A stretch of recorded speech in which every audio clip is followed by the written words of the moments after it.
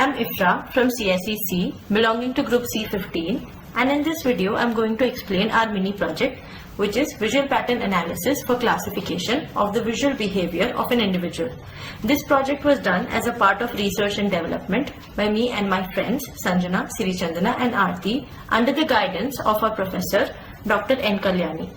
In the present day, where competition in any field is high, the ability to concentrate is an important driver to success. Concentration means focused attention, and it has many uses and benefits. Today, eye tracking is one of the most important techniques which is being used in providing information on the visual behavior of an individual.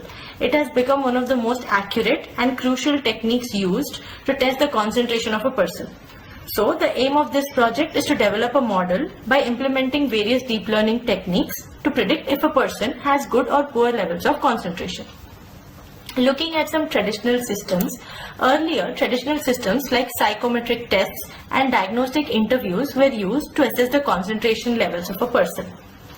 Then came wearable devices like Tobii Pro glasses, which were used to track the visual movement of a person. But these devices are highly expensive and are not affordable by everyone. So, our proposed system uses a computer or a laptop with a working web camera, which is used to track the eye coordinates of a user. It is an extremely affordable and user-friendly method which does not require any special hardware support. Taking this into consideration, the main objective of the project include developing a tool to assess the concentration levels of a user using eye gaze techniques, to develop a model to predict the concentration levels of a person, and to evaluate the performance of the model. Now, let us take a look at the system architecture.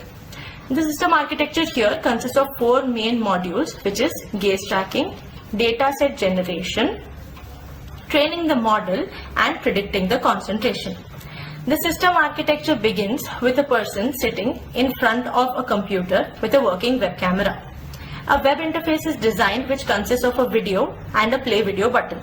Once the person clicks on this button, the video is played and the gaze tracking process starts. In gaze tracking, the pupil of the user are detected using facial landmarks, using which the coordinates of the pupil are found. These coordinates will form our dataset. This dataset is then passed to a model, which is an artificial neural network in our case, which is then trained using this data from the data that is generated. After training the model, a test sample is passed to the model to predict the concentration levels of a user. Now, let us look at the implementation of the project. This is how the web interface of the project looks like.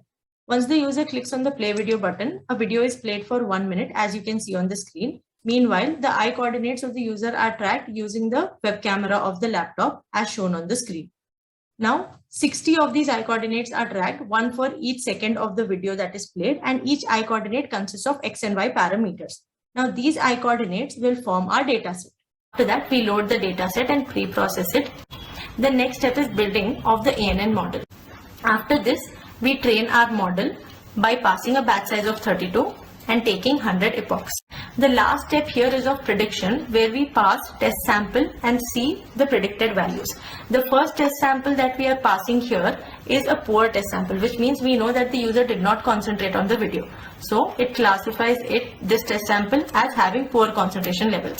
The next test sample we are passing is of a good concentration level, which means that we know that the user did concentrate on the video shown on the screen. So it classifies it as having good concentration levels. Hence, from the earlier observations, we can say that the result of the project is to classify if a person has good or poor levels of concentration. And in conclusion, we can say that the main aim of this project is to take the real-time data generated when the user is looking at the stimuli, which is the video on the web page, and predict using the trained ANN model whether the user is concentrating on the stimuli or not. Thank you.